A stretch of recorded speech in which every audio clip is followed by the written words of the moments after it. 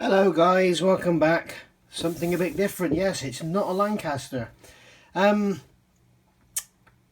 think you guys are getting Lancastered out because my videos seem to be just darting between Lancasters and different sizes and dam busters and books and all sorts and upgrades and everything. So I think you want a break. So I'm looking back at what I've been doing on the channel, and back in August I started on this, and this was one kit that I really was looking forward to. I love Meng. They're one of my favourite kit manufacturers. I love the way they make stuff. I love the way they mould stuff. I love their level of detail and the little bits and pieces you get extra. You very rarely need to buy extras for a Meng kit.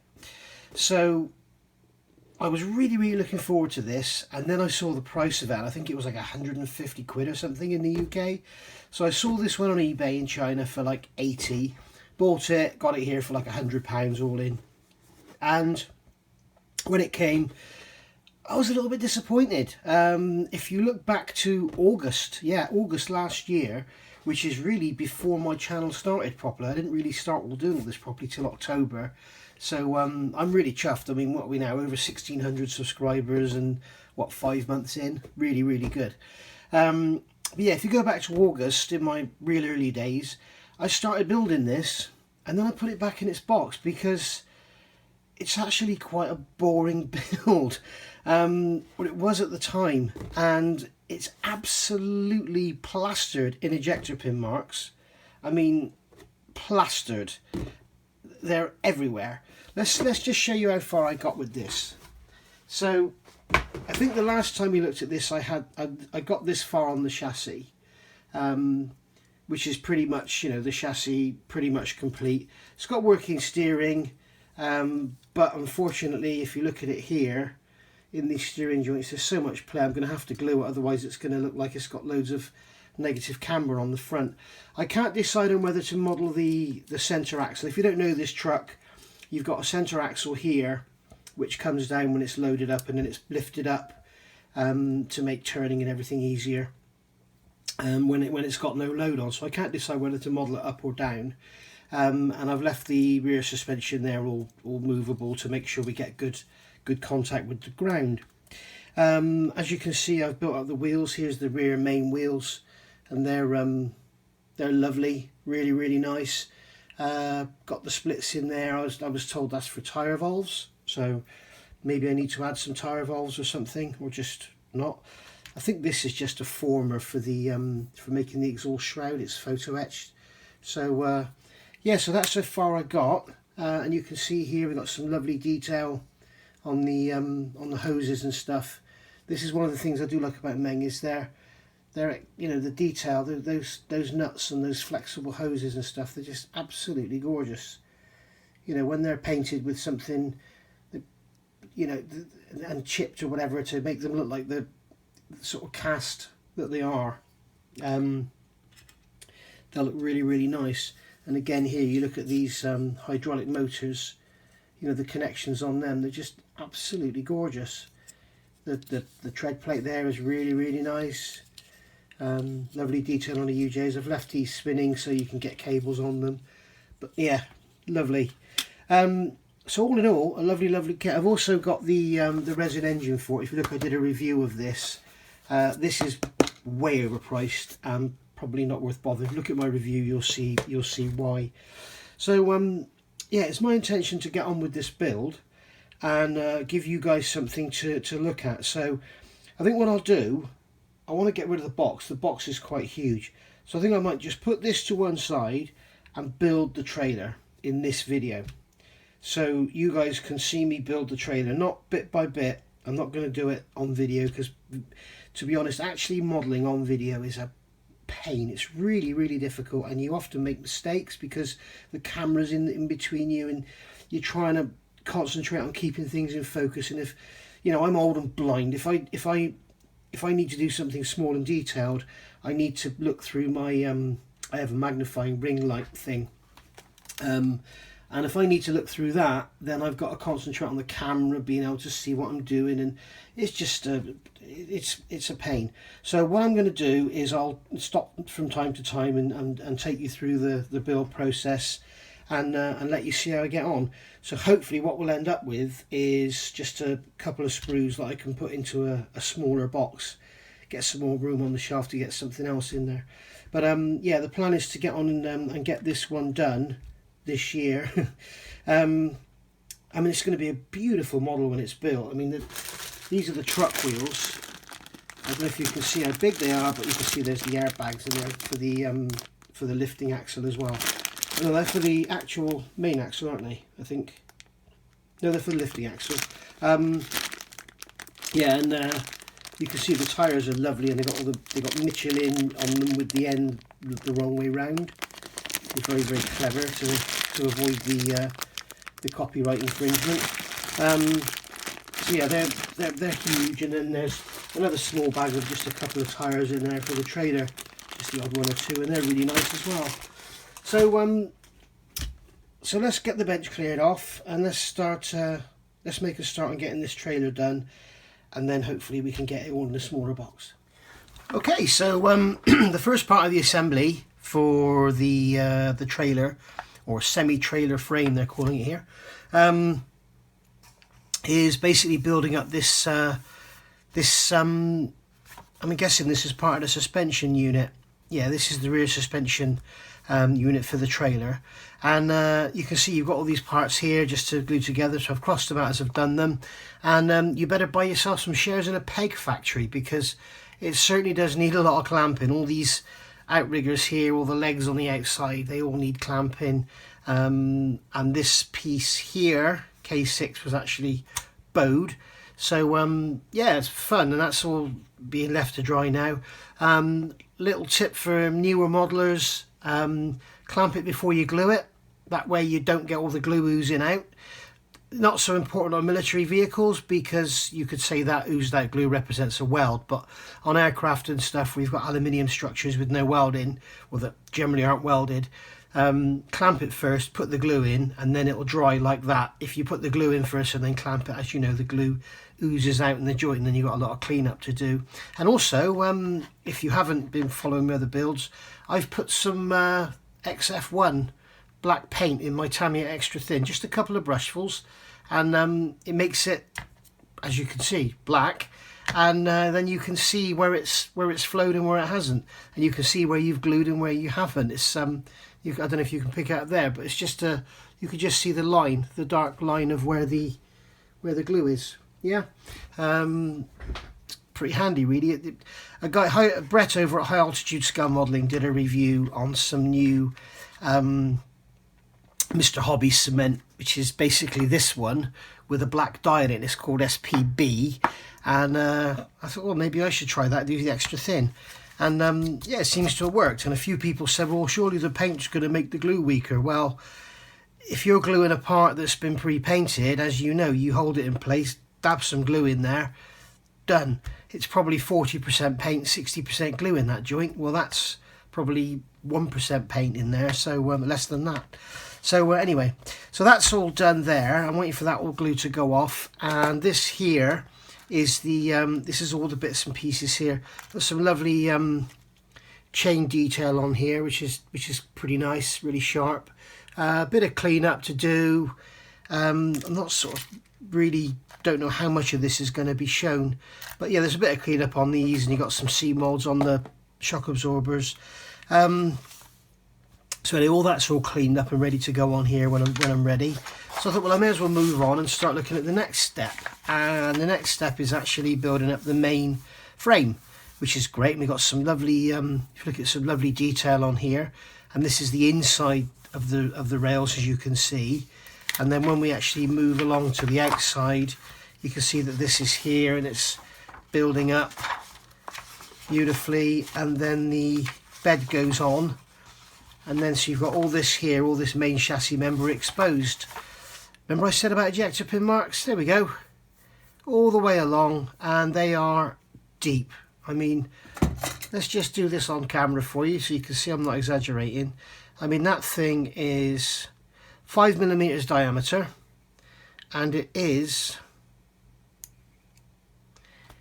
0.27 deep, 10 thou. So I'm going to see if I can cut some discs of 10 thou card, glue them in there with some super glue, and then try and do something about it. I think that one there is even deeper.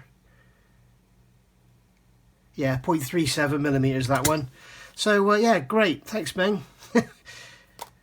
So I'll get all this done, and once again the build is stalled while you deal with some ejector pin marks. And so they're filled. I've used Tamiya filler. Don't normally use filler for ejector pin marks. I try to avoid using filler at all if I can help it.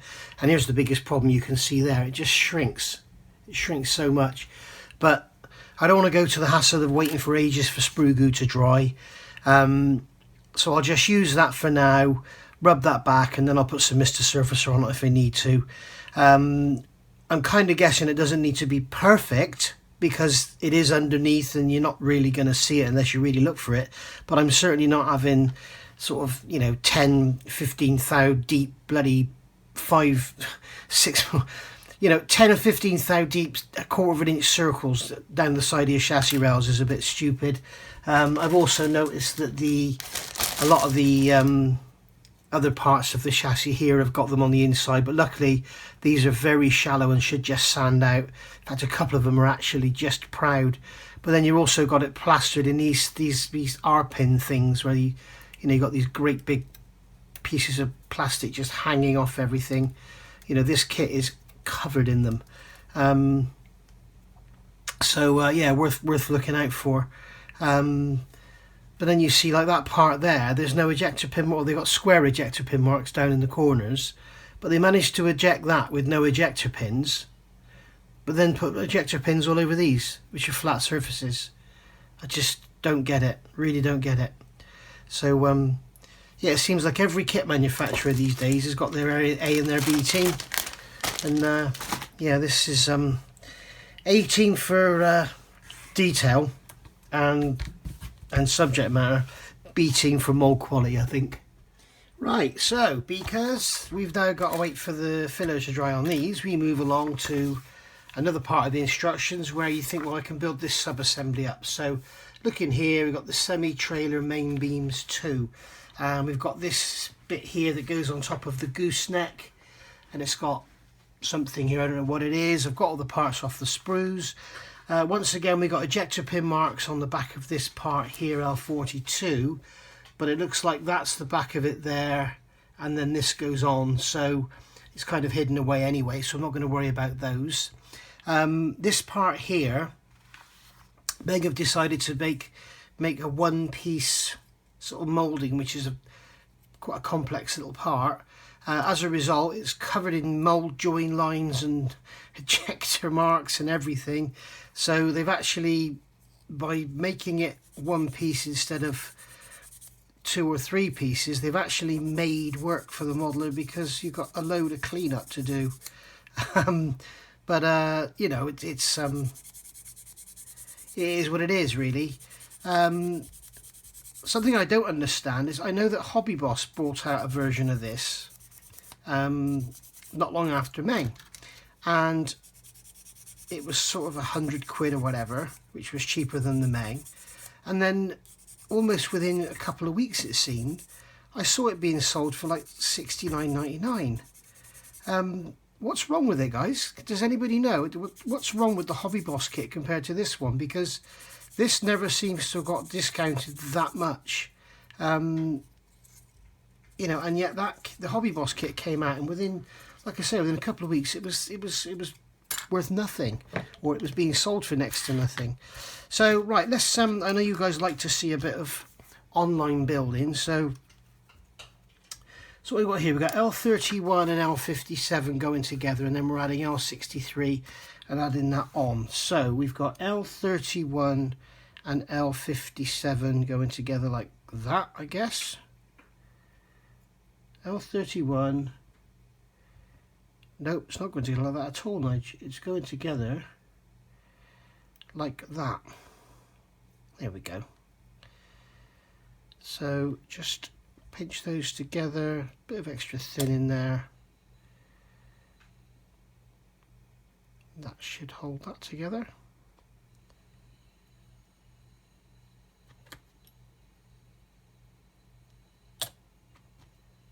Where's my knife gone? There it is.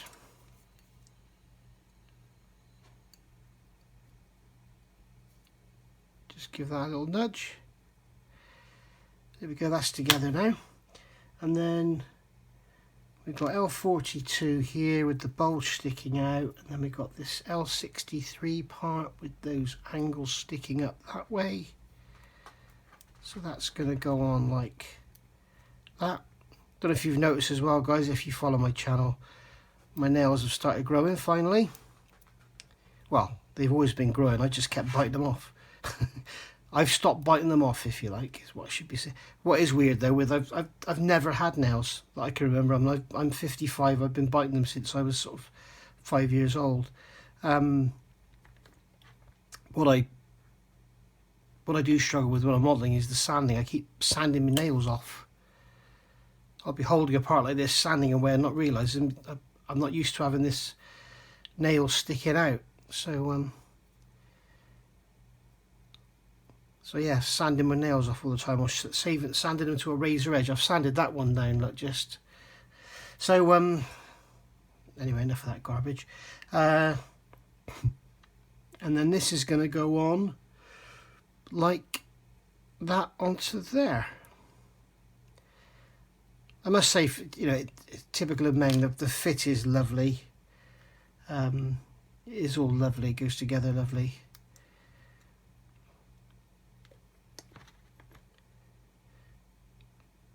I don't know how popular this is. If you want to see me build more modern military stuff, I've got some in the stash, and I'm quite happy to go and buy some more.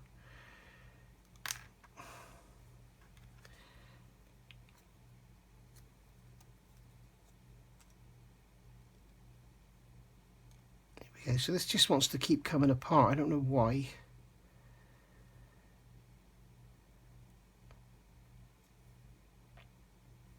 There we go, that's glued in there like that. So let's let that go off, and then we can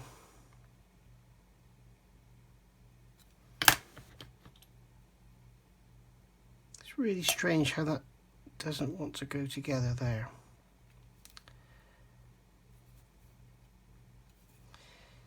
Yes, we'll let that go off, and then we'll get it attached to, in fact we'll let it go off in case there's any problems with it.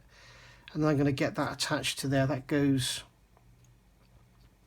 this is going to go in here like so. Like that, it's going to slot in like that. So there we go. I don't know what that is. That's some kind of pulley, I think. And there we go, that's together now. Finally got a step done without having to stop to deal with something. So yeah, I think what we're going to do with this, guys, I said I'm going to build this trailer in this video. I think this is going to be like a part 1, 2, 3 thing, because with all this stopping and starting, it's going to take forever to get this done. And you know, the one thing I don't want to do is end up with like 37 segments of video all crammed into a sort of hour-long video that becomes so boring that no one watches it. So it's better to sort of try and keep videos to sort of 15-20 minutes, maybe half an hour if I can. So yeah, so I'm going to get back to the beginning here and let everything go off, and go and do something else for a couple of hours. Perhaps go do some shopping or something, go for a drive. I rubbed down the Tamiya filler in the ejector pins on the outside there, and every one of them had shrunk back, so I've now gone over them with Mr. Surfacer. So once that's dry, hopefully that'll be enough to deal with them. So as I've got to wait around anyway, I thought I may as well put some Mr. Surfacer in these gaps. Not sure how much of this is going to be seen. I think you'll see this, you know, with anything on the trailer, I think you'll see this from above. And this, as this is supposed to be like a C-section chassis rail, I thought I'd get rid of these seams along here, which are quite, you can see where the Mr. Surfacer shrunk back in that one. They're quite, it's quite a radiused edge, so it's quite a deep seam. Thought I'd just put some in there and the back of there, did a bit more cleaning up on here, a bit more rubbing down and getting rid of mold seams and flash, and which is quite abundant on that part, and a little bit of Mr. Surfacer on the back of there where those two parts are glued on. So yeah, nothing much happening really. I'll see you in a sec. Right, it's the next day now, and let's see how far we've moved along. As you can see, I've got things held down with weight to keep everything flat and square. So there we go. The ejector pin marks on the sides have had 1 layer of filler and 2 layers of Mr. Surfacer. Sorry guys, sneezing fit there. Yeah, 1 layer of filler, 2 layers of Mr. Surfacer, so that's that taken care of. Then I've added these cross members in the middle. There's no ejector pin marks on them to speak of. The rear suspension unit there has been built up, and what I've done is glued it all together and left it all clamped up overnight, so that it's basically all nice and square and flat and everything. And as you can see, it's sitting flat on the bench like that. Obviously left this loose so that I can do that. So now what I need to do is get this glued up. Sorry guys, I haven't shown you in the instructions what I'm actually doing. This is what I'm doing here. I'm adding this. This is what I've done. Put all these in, and now I'm adding this. And when you do this, if you're building this kit, don't forget to make sure this cross member's in there, otherwise you won't be able to get it in afterwards. So yeah, make sure that's in. And there's also this this mesh that goes on the top here. Loads of ejector pin marks on the inside of this long piece, but I'm not sure if they're going to be seen. I don't think they are. And also I'm not sure what I'm going to do about these tabs where they come through. I think I may do something about that, but it is underneath, so probably doesn't need much attention. So yeah, it's just a case of going along now, getting it all clamped up, and then getting some glue on there, and then we're putting it down. And you know, the trouble is, you see, I can't put it down flat because we've got these protruding parts here, and be careful of these little parts here, they might get broken off. So I guess I could always put it on these or something. I don't know. Let me so you got to be careful, that piece keeps wanting to come out. Let me get as far as I can with this, and then I'll come back. As you can see, we've got the weights on top of a block, so I'm able to peg it there, weight it down here, and keep everything flat and square. So when we turn over the page in the manual, now it looks like we're going to do this part here that I assembled earlier, and then I'm going to assemble this part onto the actual chassis there. Do I need to do something about these joints here? I think I might. We'll see. So yeah, I need to get all these parts here off the sprue. We've got the same on the opposite sides, and fit this on. Another brick wall, guys. I've got all these parts off the sprue. I've glued these two H14s on. I must say it's very nice the way Meng have made all these strong steel structures, and this is becoming quite rigid already.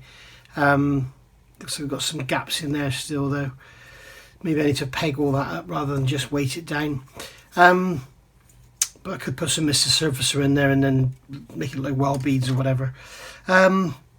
This part here goes in here, and then you can see down through the chassis, and you can see the back of all this, and you've got these two tabs here coming through where these legs are. You've got these two ejector pins, and also you've got something else going in here. And I've looked over the page, and there's this bracket, whatever it is, here, which goes into the back of it. So what I'm going to do is fit that now, and then I'll be able to Mr. Surfacer the back of this and sand it all smooth before I put it in. Because you know, there's nothing worse than, you know, if this becomes like a part of a toolbox or something, and I chuck an axle stand or jack in there, that'll become like a visual feature, and when you look in there, you're going to see these bloody marks behind it. So I want to get that sorted. That's all done then. So sorry, I should have filmed this before I glued it in. But basically, you can see down in behind there, the you kind of see behind there, can't you? Yeah. You can see where I put the Mr. Surfacer in there and everything, and sanded it all back, so you haven't got those bloody great big square slots and ejector pin marks down in there now. So that's glued in, that makes that fairly rigid now. I must say the fit of parts seems very, very good. I'm going to have to do something with this seam here or just cover it in dust. There's also this rear member that goes on here with this swiveling block, which swivels all ways. And I've basically glued in these rear cross members but not glued the ends, because I want to make sure that they all fit lovely with the top. There's no point in gluing this now and then finding out that you really want it out a bit more, in a bit more, or whatever. So they're just glued on in the centres, and then once the top goes on, then they'll be finished off. This is now ready to fit onto the top here, and again the fit of this is really nice. So that all fits in there, so that will complete the gooseneck. And then for those who don't know, this is called the gooseneck, the front of the trailer. So that'll do that, and then we put the bed on. Now the bed is here. I removed it from the sprues. If you're building this kit, be careful where you put your fingers when you're gluing this side, because capillary action pulls the glue onto your fingers. But it's also given me a good idea. Maybe that would be some good way of doing rust. Put some liquid cement on, push your finger into it, rub it down afterwards, and it leaves some damage on the surface. So that may be a pretty good way of doing rust. So we've got these two stiffening bars that go on here, and then there's these two stiffening, these here go on the outside. They required quite a bit of sanding down because they had some quite big mould seams on them, and then of course they've got the injector pins on the back as well. There were ejector pins all over the bottom of this, great big ones as you can see, and they were quite shallow, so I used sprue glue on them and then left it a couple of hours and sanded it down. So that's all good. I've got all these parts here cut out, which are the outriggers that go on here. I'm going to see if I can fit the outriggers after I fitted this, because if you notice, they've all got to go into all these holes and everything, and all line up perfectly. And if you don't get them square on there, they won't line up on here, and fitting this would be a nightmare. So I'll either see if I can get them on at the same time, or I'll put them on just before with some, you know, just a tiny drop of cement on there, and then I can move them around and get them all nice and square and make sure they're all butted up under here and everything. You know, you don't want it all, whoops, catch it live. You don't want it all hanging around and everything like that. So so yeah, so we're getting there. That's those bits going in there. This is already done. Then I'm going to be adding this part, and there's a part on the other side as well which boxes that area in there. Just going to box that in, and then we're going to put the, as I said, I've done all this. Then I haven't put the sides on here yet. And then once that goes on, we put the top on the gooseneck, and I think then we're starting on suspension and stuff. Oh no, we've still got more to go on. We've got some air tanks here. Yeah, loads of seams, great. Yeah, and then we're on with the suspension. So it won't be long now and it'll be done. So I'm going to call that a day for this video, otherwise it's going to go on for ages. So we'll call that a day for this video. So make this part 2, because part 1 was back in August, and then part 3 will be finishing off the build of the trailer, and then I think we'll get on to finishing off the build of the truck, and then we'll paint it all. So thanks for watching. I hope you like this. It is a change from the usual airplanes, Lancasters and Spitfires. If there's anything else you want to see, or if this wasn't your cup of tea, then you know, just ask. But please don't ask for the B-2 bomber. 2 reasons. One is I'm waiting for some decent reference, as in a book. If I have to wait 3 years for it, I will. And the other thing is, I don't want to promote Model Collect. I think what they've done with their B-52 is pretty poor. They brought out the G model, as you see in my reviews if you go back. They made a mess of the nose, they made a mess of the tail, they made a mess of a few bits and pieces. They've now said that they will make a correction set, and they've asked people to pay them $15 to get a correction set sent through to them, and what they're claiming is the $15 is just to cover postage. Well, they've had God knows how many people send them $15, and now it's all gone quiet. So at the moment they're not my favourite manufacturer, I must be honest. So so yeah, anything other than the B2, just ask. Alright mate, so thanks for watching, and I'll see you later. Bye bye.